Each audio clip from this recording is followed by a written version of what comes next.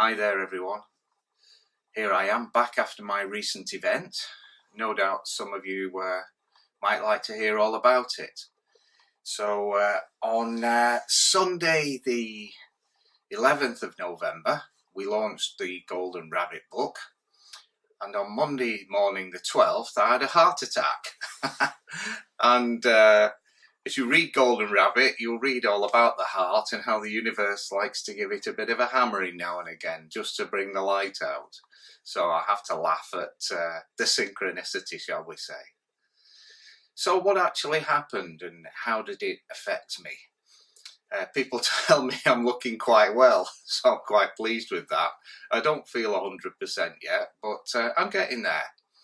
It's been a bit up and down, some strange emotions that I'm not familiar with, and some days sweating some strange odours that I've never encountered before. So clearly the body's having a good clear out, and that's what the nature of these things is all about.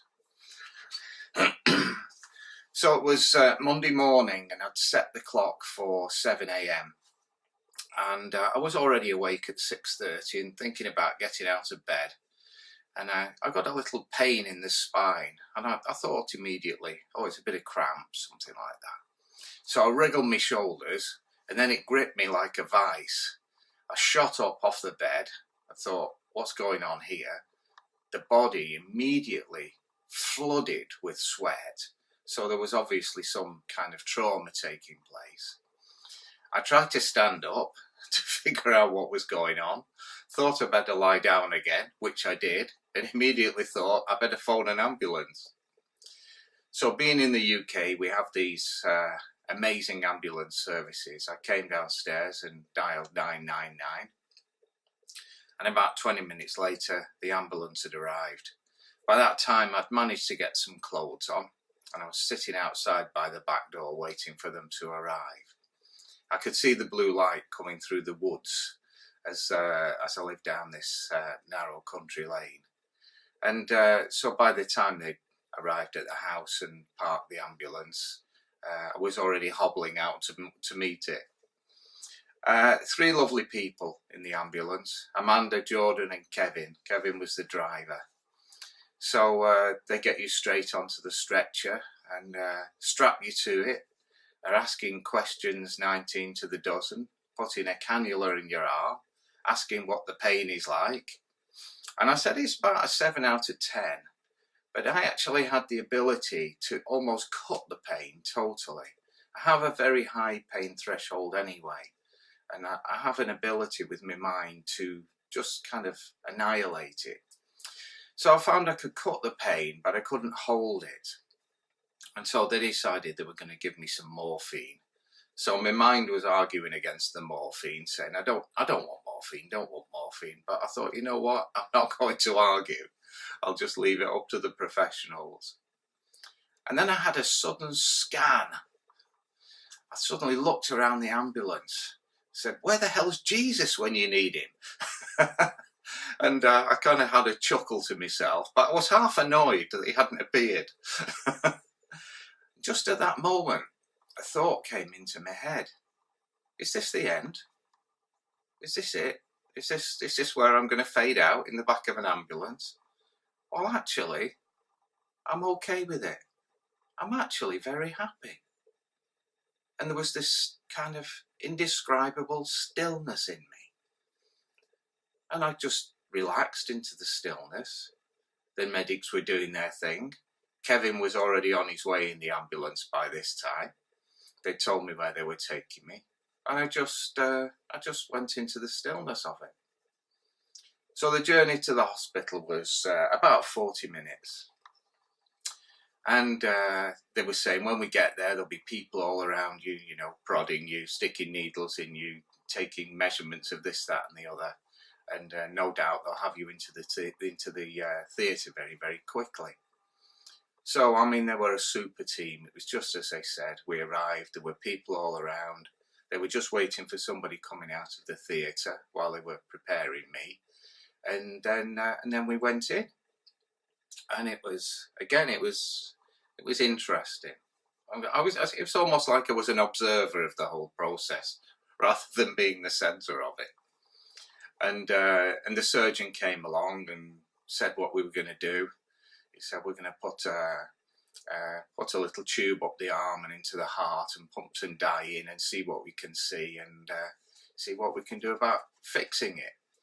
And my body was shaking like mad. I mean, I was wringing wet and the body was going berserk. And he said to me, we have some medication if you're anxious. I said, well, actually, I'm totally calm, and I know I'm in the best hands in the world. And he put his hand on my arm and said, thank you for your trust.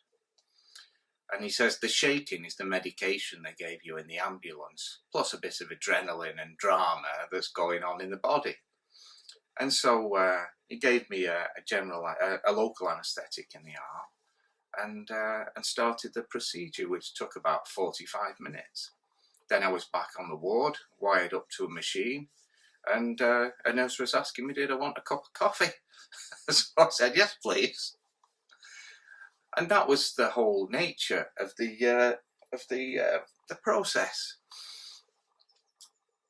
But of course, it gives you a lot of thinking to do afterwards. And I kept going back to that scene in the ambulance, saying, where the hell is Jesus when you want him?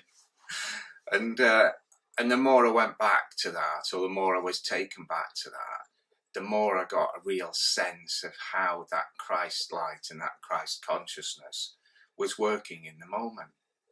And it was saying, there's nothing to worry about. Everything is absolutely perfect. You're either going or you're staying, but it doesn't matter, because everything is absolutely in the flow. And I knew I was in that space of just being as and where I am in that moment in time. And if I pass over into the next level of consciousness, i.e. what we term death, then that's fine, because that's where I'm meant to be at that point in time. But clearly, as I'm still here, there's a little bit more teaching to be done. And in this past, 2.5 weeks, in this past 2.5 weeks, lots and lots of things have been coming to me about how to change things now, how to move forward. And one of the things I've never really spoken about, I speak about the light all the time, but one of the things I've never really spoken about is my own journey with the Christ light, or with Jesus. And that's been full on, really, for my whole life. And I think I'm going to start teaching a little bit more and using the name Yeshua or Jesus, and what that actually means to me as a person that has managed to awaken that light within me, and his journey into this world of teaching us that the light is within us. Don't look anywhere else for it, because it's not there. It's within you. It is you. And our process is really one of awakening you. So my recent event is just him, or the universe, the universal consciousness, the Christ light, a combination of one and all, the Holy Spirit, whatever you want to call it. It's just a process of, okay, it's time to give the heart a jolt, Dave, and bring you to the next level. So in recent times, at the end of 2016, for example, that's when the Darshan light first started to flood out of my heart, and that was the golden light. That is the Christ light, the God consciousness in all its forms. And those people who are ready to receive that really do receive it very powerfully, both in the distant Darshans that I transmit each Sunday, and also at the live Darshan events that we've done in the past. I may or may not do more of those, I'm not sure at this point in time. But just recently, Ryan's been holding the fort while I've not been able to work with clients and students. But I'm getting there. I've spoken with a couple this week, and I'm building it up a little bit, maybe one, maybe two a week. I'm in no hurry. But one of the things Ryan sent out was the 12-week connection to the light. So I'll just speak to you for a moment about that. This is the Emerald Heart light. It's not the Darshan light. And the 12-week connection is what we call a program. And the moment we connect you into that, the universe pours that light into your heart for 28 days, and then it continues to unfold within you for up to 12 weeks. So that works out at less than, well, I think it's about £1.20 actually, £1.20 a day, less than a cup of coffee a day. And what you're being fed is a super drip feed of Christ consciousness light directly into your heart. And what this does is illuminate the truth within you. It brings who you are to the surface. So initially you might think, well, £100, that's a lot of money. But when you sit down and you work it all out, it's almost next to nothing really. And of course we throw in a free Emerald Heart Light essence to help drive the process of the light. So that's a little catch up where we are, my event, and of course thousands and thousands of thanks to you all who've sent me healing and cards and messages, and it was a nice little nudge to remind me that I'm not on my own out here, although it feels like it sometimes. Because not many people, you know, they read the teachings or they engage in whatever the process might be, but they don't write in. People tend not to be like that. You know, they dive in, they take what they want from it, and away they go. They continue on the journey. And so it was actually very nice to get a lot of messages from names I recognise that have been signing up to the light for a long, long time. So it was great to feel that I wasn't on my own out here. And of course, Harriet in the Netherlands organised a little, well, a big, not a little, a big healing event a couple of weeks ago. And that was wonderful. I mean, the power and the light that came, it's just amazing, really. And so all these things have been very uplifting. The whole process has been very uplifting. I mean, some people wrote in and said, sorry to hear about your health scare, Dave. Well, I wasn't scared at all. And in fact, I feel a bit of a fraud sometimes too, because, you know, it happened so quickly and with such perfection. It just had the universe written all over it. You know, from waking up at 6:30 in the morning with a small pain in the back to being in a hospital bed before 10 o'clock, having had a procedure and a stent fitted. It doesn't come much more organised by the universe than that. So I'm very, very grateful that they've decided to let me stay here a little bit longer.